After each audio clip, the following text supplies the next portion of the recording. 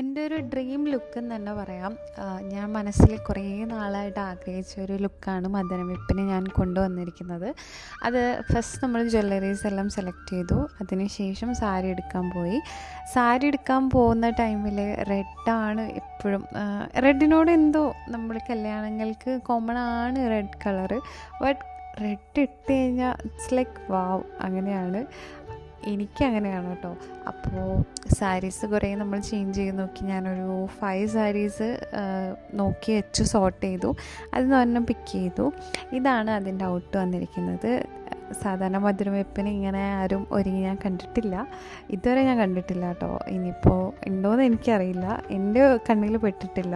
ഇത് വരാൻ തന്നെ മെയിൻ കാരണം എനിക്ക് ഹിന്ദു ബ്രൈഡ് പോലെ ഒരുങ്ങുന്നത് ഭയങ്കര ഇഷ്ടമാണ്. അപ്പോൾ അഭി മൊത്തം സപ്പോർട്ട് ചെയ്തുകൊണ്ട് തന്നെ നമ്മളിങ്ങനെ പ്ലാൻ ചെയ്തു. അത് അത്രയും ബ്യൂട്ടിഫുള്ളായി മാറി.